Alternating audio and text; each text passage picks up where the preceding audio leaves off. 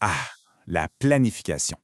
On va se dire, juste le mot, ça évoque des tableaux Excel, des échéanciers super serrés, bref, des contraintes. C'est vu comme une tâche nécessaire, c'est sûr, mais inspirante, pas vraiment. Mais, et si on changeait de perspective? Si la planification, au lieu d'être une prison, devenait le début d'une vraie belle aventure? C'est exactement ça qu'on explore ensemble. En gros, il y a deux manières d'avoir la planification. D'un bord, on a la prison. Toute une question de contrôle, de deadline, de ne pas dépasser les lignes. De l'autre bord, on a l'aventure. Là, le plan devient une trajectoire, une façon d'ouvrir des portes, de donner vie à une vision. Puis c'est là toute la différence entre juste gérer des tâches et le vrai leadership. Il y a une citation du coach exécutif Pascal Dubois qui résume ça parfaitement. Un plan n'est pas un mur, c'est une porte. Pensez-y, cette phrase change complètement la game.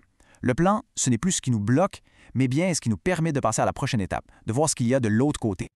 OK, c'est bien beau la théorie de la porte, mais concrètement, comment on l'ouvre cette porte-là? Pour illustrer ça, parlons de l'histoire de Sophie, une dirigeante qui a vraiment vécu cette transformation. Alors Sophie, elle est à la tête d'une PME en pleine croissance, mais elle est constamment en train d'éteindre des feux. Son quotidien, c'est des meetings qui n'en finissent plus, des projets qui s'accumulent, puis des équipes qui sont, brûlées. Pour elle, planifier, c'était prendre le risque de tuer la spontanéité, le flow qui faisait sa force. Et là, un jour, le réveil brutal. Un chiffre. Un seul chiffre qui a tout changé. Grâce à un outil qui calcule le coût des réunions, elle a compris que ses meetings de la semaine coûtaient à sa compagnie 40 000 $ par année. 40 000 $ dépensés dans des rencontres qui s'étiraient pour rien. Tout d'un coup, ne rien faire, ce n'était plus une option. La transformation a été radicale en mettant en place des petites habitudes, genre juste 5 minutes de préparation avant chaque rencontre. Les meetings sont devenus plus courts et surtout pas mal plus productifs. Et le plus fou, loin de perdre sa spontanéité, Sophie a retrouvé de l'énergie, de la clarté et ultimement de la liberté. Alors c'est quoi le secret de cette transformation? Eh bien, elle n'a pas bâti une cage plus solide pour son équipe, non. Elle s'est plutôt trouvé une boussole pour la guider. Et cette boussole, c'est l'écosystème M360. Ce n'est pas juste un seul outil, c'est un ensemble pensé pour libérer le potentiel. Que ce soit le programme LPR pour la posture de leader ou le planificateur pour garder le cap, chaque morceau est fait non pas pour contrôler, mais bien pour guider l'équipe vers l'inconnu. L'histoire de Sophie est super inspirante, mais ce n'est pas juste une anecdote isolée. Les chiffres, les données, confirment que cette approche-là, ça fonctionne à grande échelle. Tenez-vous bien, une étude de la Harvard Business Review de 2023 le dit clairement.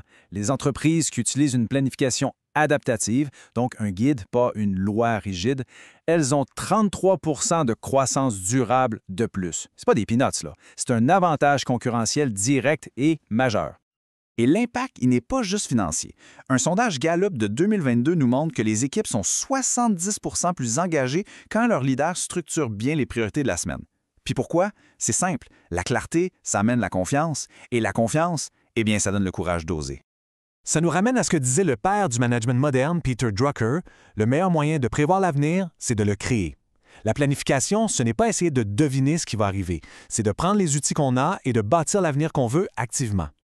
Finalement, tout ça nous amène devant un choix fondamental, une invitation qui est lancée à chaque leader, à chaque gestionnaire. La vraie question à se poser est simple, mais elle est puissante. Est-ce que la planification sert à contrôler ou à oser?